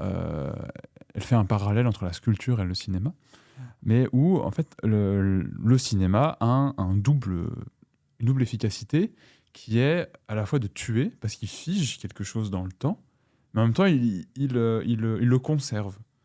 Et par exemple, on parlait de la scène d'Avignon, où elle a mis ses photos dans la chapelle où elle se promène. À la fois, le filmer ce moment, c'est le tuer, c'est le figer dans le temps, c'est-à-dire que quand on le regarde, on répète quelque chose qui s'est passé, il n'est plus vivant, on le fait... En même temps, on le conserve pour le futur. Et vu qu'Avarda, elle est dans une perspective de commentaire, de réactivation, au moment où elle filme ça, elle a le futur en tête. En tout cas, l'archive, à ce moment-là, a le futur en tête. Une archive est pensée chez Varda, toujours vers le futur, pour potentiellement être un jour réactivée, réagencée, recommentée, remis dans un autre espace-temps. On pourrait imaginer un film qui n'existe pas, mais où cette scène-là serait mise en lien avec un film de fiction ou une autre exposition qu'elle a faite, ou l'exposition de quelqu'un d'autre, ou un autre tableau. Ça. Donc, ce qui est le lieu aussi à ce pouvoir-là, lui, il n'est pas mort, il n'est pas figé, parce qu'il continue d'évoluer, mais en même temps, il garde ces choses-là, et en tout cas, le lieu peut être réactivé pour ça. Et il y a un geste un peu étonnant qu'elle fait, qui est plus ou moins en rapport avec le lieu. Dans le film, Varda, elle reconstitue des scènes de son enfance, ou de plus tard que de son enfance, d'ailleurs, quand elle est jeune étudiante aux Beaux-Arts, il me semble. Elle reconstitue aussi. Donc voilà. Et du coup, vu tout ce qu'on a dit sur Varda, qui était plutôt détachée émotionnellement, ou pas détachée émotionnellement, mais qui n'exploitait pas les lieux pour l'émotion, pourquoi ces scènes de reconstitution ? Eh bien, il y a un petit extrait qu'on peut vous faire écouter, et ensuite on en parlera. T'as pas de nostalgie de ton enfance? Non, pas du tout. Mais j'ai du plaisir à en voir les images. Parce qu'on a été 5 enfants, mais je me souviens surtout d'être la petite des 3 premiers. Après, j'ai été la grande des 2 derniers. Je me sentais au milieu, bien indépendante. Tout le monde dit que l'enfance est fondatrice de la structure, je ne sais pas quoi. Je n'ai pas beaucoup de rapport à mon enfance. C'est pas une référence pour les choses auxquelles je pense. C'est pas une inspiration. Enfin, je ne sais pas. Alors moi, je rêve de voir une petite fille porter ce maillot de bain rayé et aussi porter un autre avec des grandes bretelles. Alors, je vais acheter celle-là. C'est combien? 3 poignets. Je ne sais pas. Je ne sais pas ce que c'est de reconstituer une scène comme ça. Est-ce que ça fait revivre ce temps-là? Pour moi, c'est du cinéma, c'est un jeu. Est-ce que tu te doutais que 70 ans plus tard, tu ferais une installation avec des fleurs en papier crépon et des Est-ce que coquillages? tu es obligé de me rappeler l'âge que j'ai? Tout est dit. tout est dit. Et oui, j'ai fait mon travail de citation. Et donc, pour un petit peu donner le visuel qui va avec ça, d'abord, on a Varda sur une plage avec des photos de son enfance plantées dans le sable, et notamment une photo sur laquelle elle est, je pense, avec une de ses sœurs en maillot de bain. Et ensuite, elle reconstitue cette scène où on voit deux petites filles. On ne sait pas qui c'est sur la photo. Ah oui, on ne sait pas qui c'est. En tout cas, où il y a 2 petites filles en maillot de bain, puis ensuite, elle reconstitue cette scène avec les 2 petites filles en maillot de bain, puis elle se tient à côté des 2 petites filles, puis c'est là qu'elle fait un peu, je sais pas, pour moi, c'est du cinéma. C'est ça, et elle dit, je ne sais pas ce que c'est reconstituer une époque. Pour moi, c'est un jeu, c'est du cinéma. C'est ça, c'est que en fait, quand elle réactive un lieu, elle ne réactive pas une époque, en tout cas, c'est ce qu'elle dit, mais c'est qu'elle crée une nouvelle temporalité au présent de ce moment-là, parce qu'après elle dit ça, je ne sais pas reconstituer, mais le film est bourré de reconstitution. C'est ça que j'allais dire, c'est quand même très drôle parce qu'elle dit au début, ça m'intéresse pas trop mon enfance, alors que vraiment le film est pétri de références à son enfance. Oui, il y a toute une scène sur un bateau, parce qu'elle explique qu'elle vivait sur un bateau, et c'est quand même assez long pour les scènes du film qui sont plutôt courtes, ça c'est assez long. Il y a des scènes où elle se reconstitue en train d'écrire certains scénarios, donc quand même, pour quelqu'un qui n'aime pas la reconstitution, ou qui en tout cas ne voit pas l'intérêt. En fait, ce qu'elle dit, c'est pas qu'elle voit pas l'intérêt de la reconstitution, c'est que pour elle, ce n'est pas revenir ça ne fait pas revivre cette époque-là, ça la réactive. Oui, et moi je voulais un peu me pencher sur ça et aussi sur une autre chose qui se passe dans cette citation, mais j'y viendrai. Cette réflexion qu'elle a sur l'enfance, où elle dit tout le monde dit que l'enfance est fondatrice, je crois pas trop que c'est ça pour moi. En l'occurrence, c'est pas tout le monde qui dit ça, c'est principalement un courant de pensée, un courant de pensée qui est celui de la psychanalyse. C'est un peu connu, la psychanalyse, c'est de manière cliché aller fouiller dans son enfance ou dans son passé. Il y a une autre scène que je note pour compléter cette réflexion. C'est une scène où Agnès Varda explique comment ça s'est passé son film Daguerreotype, qui est un film où elle est allée filmer dans la rue où elle habite les commerçants dans la rue. Elle nous explique qu'à cette époque, elle était enceinte. Non, elle venait d'avoir son enfant et que ça l'arrangeait bien de faire un film dans sa rue parce que comme ça, elle n'avait pas à quitter trop longtemps son enfant. Et elle montre un énorme câble qu'elle tirait tous les matins de sa maison pour pouvoir de l'électricité pour pouvoir filmer. Et elle raconte que quelqu'un lui a dit que en fait, ce qu'elle faisait à ce moment-là, c'est qu'elle voulait pas couper le cordon ombilical. Ce qui est vraiment une explication purement psychanalytique, d'essayer de chercher une explication un peu symbolique dans le passé qui expliquerait ce geste dans le présent. Agnès Varda, elle regarde et elle dit peut-être. Peut-être c'est vrai. Elle n'a pas l'air très convaincue. Et pour cause d'Agnès Varda, je ne pense pas que c'est une grande psychanalyste. Elle rétropédale dans le passé, certes, mais pas de la même manière que la psychanalyse. Elle n'essaye pas de chercher des causes à des effets de son présent. Elle fait même plutôt l'inverse. C'est-à-dire qu'elle va pas prendre un élément de son présent pour le comprendre avec son passé. Elle va prendre le passé, elle va dire « il y avait ça, et voilà comment je l'ai récupéré pour le déposer dans mon art. Comment j'en ai fait du cinéma. Pas comment est-ce que ça m'a influencé en tant que personne ou ça m'a fondé, mais comment, comme elle le dit quand elle parle des reconstitutions, comment en fait c'est du cinéma tout ça. Et comme l'exemple des couteaux dont j'ai parlé tout à l'heure, comment elle récupère des gestes pour les mettre dans son art. Et d'ailleurs, il y a très peu de symboles phalliques de cocaïne dans les films d'Agnès Varda. Et on la remercie pour ça. Effectivement, elle n'a pas l'air très proche de la psychanalyse. Oui, et comme je le disais, donc Varda, c'est quand même une artiste, c'est une plasticienne, et donc ce qui l'intéresse, c'est beaucoup plus la matière ou le potentiel artistique des souvenirs, donc les images pour être recontextualisées ou insérées de la fiction, les souvenirs comme possible installation, c'est plutôt comme ça qu'elle l'utilise. Un autre truc que je voulais quand même remarquer, c'est que même si elle n'a pas l'air tout à fait d'accord et de croire à cette histoire de psychanalyse, elle dit pas non, c'est pas ça, à l'histoire du cordon. Elle dit peut-être c'est ça. Et dans l'extrait d'avant aussi, je pense qu'il lui pose une question et elle dit peut-être. Elle dit pas non. Et ça, c'est un truc que Maufray décrit, qu'elle fait beaucoup, Varda, c'est qu'elle laisse exister et planer toutes les interprétations dans son film. Elle va jamais contredire, et c'est pour ça qu'elle appelle le cinéma de Varda comme un cinéma de contradiction, dans l'idée qu'elle laisse exister les contradictions et les différentes interprétations. Elle ne contredit pas les idéologies. Et c'est ce qu'on disait au début sur les plages, où elle appelle en fait à notre interprétation. Et en ne fermant pas la porte à certaines, elle nous laisse aussi la possibilité de nous y croire au cordon. Et peut-être ensuite de dire, s'il y a cette scène de cordon qui peut-être fait penser à ça, quelle autre scène potentiellement pourrait faire penser à la psychanalyse ou à une relation avec l'enfance. Par exemple, là, du sommet de ma tête, le nombre de films qu'elle a fait avec Mathieu Demy. C'est vrai. Pendant qu'il était enfant, même une fois qu'il était adulte. Donc t'es psychanalyste un peu, Non, toi. on pourrait creuser, ou le fait que Rosalie Varda, son autre enfant, sa fille, soit devenue costumière et aussi également travaillé sur certains de ses films.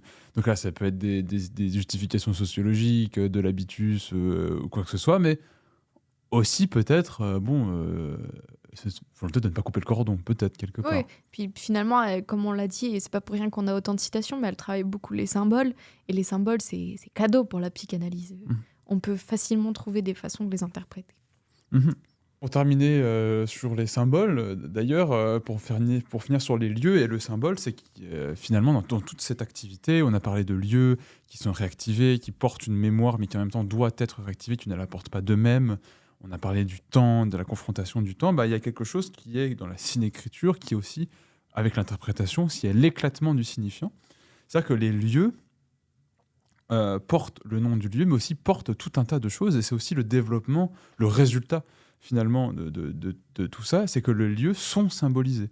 Par exemple, il y a une scène de reconstitution à Los Angeles où elle va amener un petit couple de personnes qu'elle connaît à Los Angeles sur une plage, regarder face à la plage, et ça on pourrait dire, ça c'est un lien à Jacques Demy et à sa relation avec Jacques Demy, qu'elle vient, comme on l'a dit, embaumer de façon cinématographique avec ça. J'avais un exemple aussi qui était presque trop facile. Elle commence à raconter le petit chapitre Avignon. Et elle commence par quoi ? Par un plan sur le pont d'Avignon, qui est vraiment le symbole d'Avignon. Voilà, pour travailler la symbolique du lieu. C'est quand même l'image d'Avignon, le pont. Et la petite musique. D'ailleurs, le pont d'Avignon, qui est un pont détruit, en partie détruit, qui est aussi quelque chose qui est figé dans le temps, parce que le pont d'Avignon, c'est ce qui a figé Avignon dans le temps, mais qui aussi la rend éternelle. C'est un peu ce truc de l'embaumement de l'art. C'est... Parce que tout le monde connaît le pont d'Avignon, mais finalement, ça ne représente pas tant que ça Avignon. Fun fact, moi j'ai souvenir que quand on a vu le film, tu ne savais pas que c'était le pont d'Avignon. Non, exactement, je ne savais pas que c'était le pont d'Avignon, je ne savais même pas à quoi ça ressemble, alors que je suis déjà allé à Avignon. Pour finir avec la pointe courte, moi un exemple, moi aussi je vais donner mon exemple. À un moment donné, elle parle des filets de la pointe courte, et ce filet-là, elle dit les filets de la pointe courte, mais en fait, à quoi fait référence les filets de la pointe courte ? À la fois les filets de perche, son souvenir d'elle-même à la pointe courte quand elle reprisait les filets à l'époque, mais aussi aux filets qui sont présents à la pointe courte, qui étaient présents avant, les filets dans le film de la pointe courte, ses souvenirs de filets, les souvenirs des spectateurs, les filets qui l'ont inspiré, les filets qui l'ont inspiré aujourd'hui. Donc ça veut dire qu'il y a vraiment ce petit signifiant qui est les filets de la pointe courte, qui se retrouve complètement éclaté dans le film et complètement sujet à interprétation et qui tire un peu plein surtout dans toutes les directions, qu'elle ensuite elle va les filer en allant directement Elle va à la filer les pointe courte. filets. Elle va filer les filets exactement à la pointe courte, qui devient immédiatement un autre signifiant. Est-ce que c'est la pointe courte, le film, le lieu du film, le décor du film, la pointe courte d'aujourd'hui, la pointe courte d'hier? On ne sait plus. Et en même temps, c'est à la fois un et tout à la fois. Et c'est un peu cette entreprise de je sélectionne, mais en même temps, comme on l'a dit, elle tire aussi plein de pistes, où elle vient nous offrir un testament, mais qui reste mouvant et sujet à interprétation. Moi, je voulais aussi finir par un petit aspect que j'ai ressenti quand j'ai vu les films de Varda, et je me suis toujours demandé pourquoi je pensais ça. Et en fait, j'étais contente parce que Maufray, elle en parle. C'était le parallèle qu'on peut tirer entre Agnès Varda et ton réalisateur chéri, Jean-Luc Godard. Et qui serait, entre autres, à travers quelque chose qui travaille leur cinéma à tous les deux, c'est de se demander qu'est-ce qu'une image. Et Maufray, elle dit que les deux ont cette réflexion, mais de manière très différente. Elle dit qu'ils sont un peu comme les deux faces opposées d'une même pièce. Pour elle, Godard aborde ça de manière un peu plus, disons, intellectuelle, alors que Varda, elle l'aborde de manière un peu plus ludique. Godard, il replace les images dans l'histoire des images. Il y a un lien continu entre les images. En tout cas, il y a aussi ça, et l'impact politique et social. Alors que Varda, on pourrait dire que c'est peut-être plus une poétique de l'image. Après, qu'est-ce que poétique? Et finalement, Godard a aussi développé sa propre poétique. J'avais une citation de Varda dans le film Ulysse, dont on a parlé, qui disait « Une image, on y voit ce qu'on veut. Une image, c'est ça et le reste », que je trouvais assez beau pour expliquer ça. Et ce que je trouvais intéressant aussi, c'est que le geste premier des plages d'Agnès, c'est de faire un poteau-portrait. Pardon. Le fameux poteau-portrait. Oui, ce que je trouvais intéressant dans les plages, c'était que l'idée qu'on a cette poétique de questionner l'image, tout en utilisant l'hommage dans ce qui serait un autoportrait, qui est donc un questionnement ou disons une représentation subjective de son image à soi. Donc une image qui passe par une forme de questionnement dans le minimum de la réflexion. Voilà, que je trouvais intéressant. Et pour justifier la référence à Godard, dans Visage Village, on peut voir l'incarnation de JR avec ses lunettes de soleil tout le temps, et comme une réincarnation de la place de Godard dans l'œuvre de Varda, et un peu comme un nouveau Godard, on pourrait dire. D'ailleurs, elle fait beaucoup de références à Godard, et c'est pas pour rien qu'elle voulait lui présenter à la fin, et qu'ils sont allés jusqu'à Roll pour sonner chez lui, qu'il n'a pas voulu répondre. Ce qui est drôle, c'est que moi, j'avais pas du tout vu ça, et c'est toi qui me l'as appris, que c'était un peu la passation godardienne. Un dernier truc promis, et après on arrête de dire dernier, à aborder, c'est quand même des petits moments qui nous ont marqués, en tout cas moi qui m'ont marqué, où je me suis dit, faut remettre un peu le film dans son contexte, mais pas que. Notamment, à un moment, on a un extrait de film d'Agnès Varda dans lequel jouait Gérard Depardieu. Nausicaa, un film perdu, car il a été censuré, je crois, par le gouvernement français, parce que c'était une commande de la part de je ne sais plus quelle organisation gouvernementale qui a décidé de ne pas le diffuser. Je ne savais pas tout ça.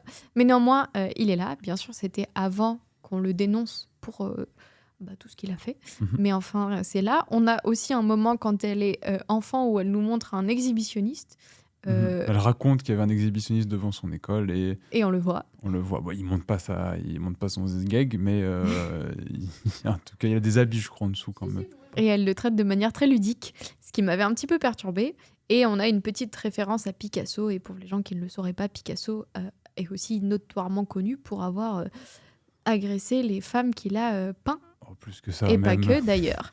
Donc voilà, c'était quand même 3 occurrences que moi j'ai relevées, même si j'apprécie beaucoup le cinéma de Varda, qui font un peu, qui viennent un peu polluer la lecture du film et qu'on ne sait pas toujours quoi faire avec ça.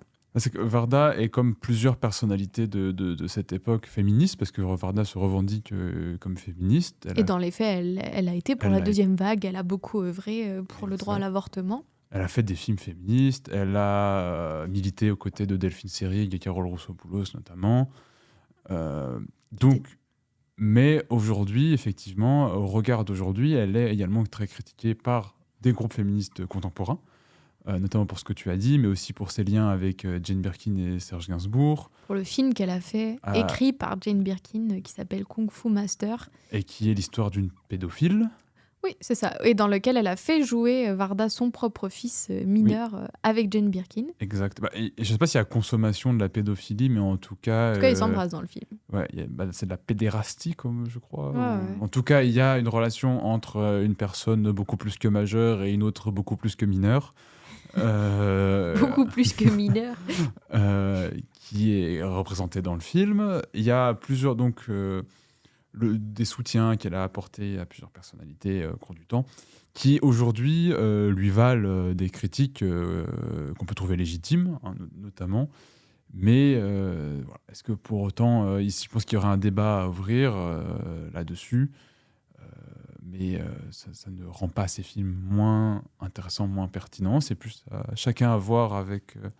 la limite qu'il met avec les films qu'il a envie de regarder ou pas. Ce qui nous a généré d'ailleurs tout à l'heure une bonne discussion sur qu'est-ce que la cancel culture, comment l'appliquer, quel est l'intérêt de la cancel culture. Et je pense que la conclusion, les deux, c'était qu'on n'avait pas encore assez lu par rapport à ça, mais on invite tout le monde à le faire, parce que c'est une vraie question de faire qu'est-ce qu'on fait avec ces artistes-là, avec d'autres bien sûr qui sont plus explicitement, comme on dit, cancellés. Que faire, comment... Quelle vertu ou quelle punition on veut faire avec ce geste-là. Oui, rapidement, pour peut-être décrire notre pensée là-dessus, entre la discussion qu'on a eue autour de ce sujet là-dessus, c'est que fondamentalement, nous deux, on n'est pas contre la cancel culture. Faites ce que vous voulez.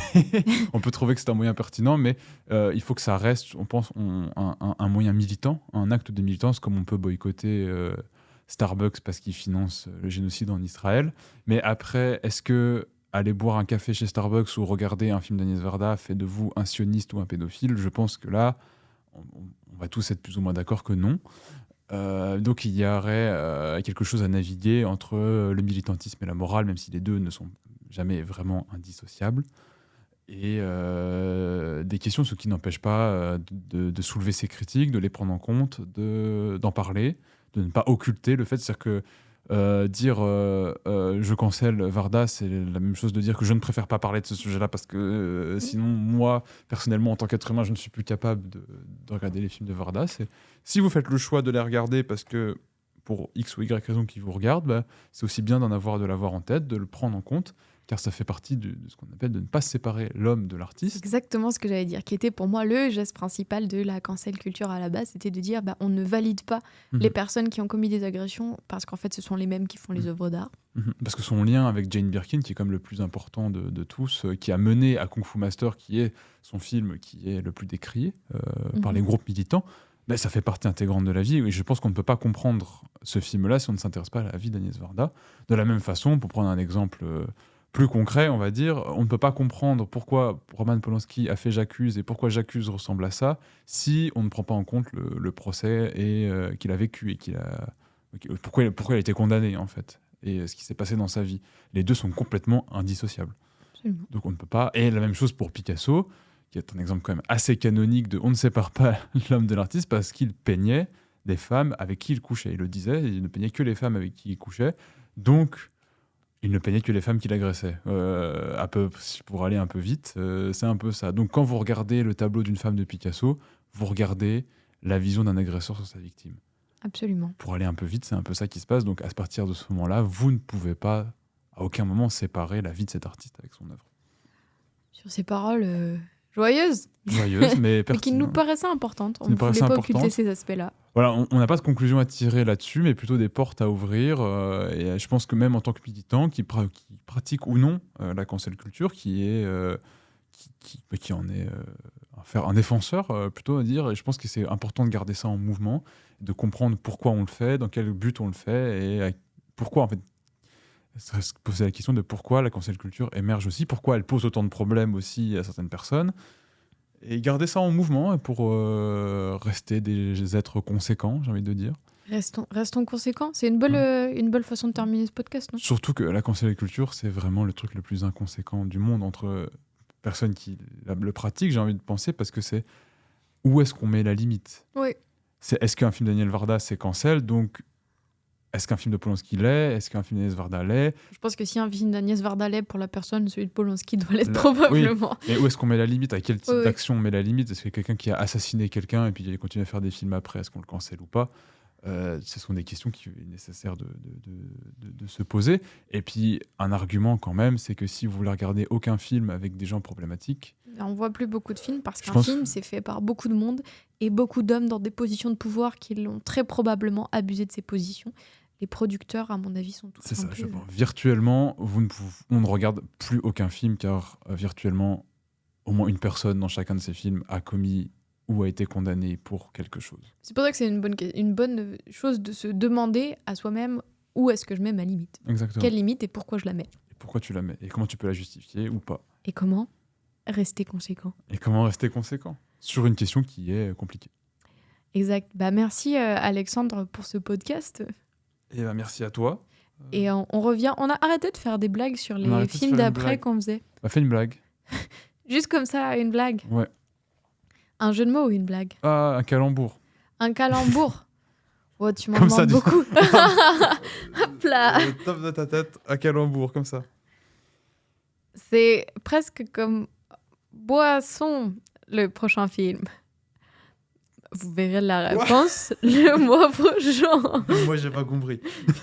Moi, je me suis compris. Allez, ciao.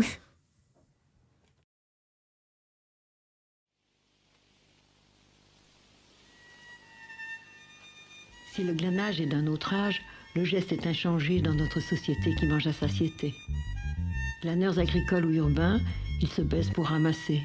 Il n'y a pas de honte, il y a du tracas, du désarroi. Ouais, rap de récup, rap de récup. Ouais, c'est ça. Malheureusement, malheureusement. Se baisser, mais heureusement pas s'abaisser. Mais je dois t'avouer que quand je les vois se pencher, j'ai le cœur blessé. Ça me fait mal de les voir récupérer pour se nourrir. Obligé de ramasser de la nourriture, même en train de pourrir. Courir dans les marchés pour manger ce que les gens jettent. Ils guettent ce qui peut encore rester, même les restes. Ils récupèrent ce qui à nos yeux n'a plus de valeur et ramassent par terre avant les balayeurs. Pour nous, un bien peut-être pour eux beaucoup. Ils font le tour des quartiers pour assouvir leur faim parce qu'ils en ont besoin. Hier comme aujourd'hui et encore pour demain, les faits et gestes seront les mêmes, les restes seront leurs gains.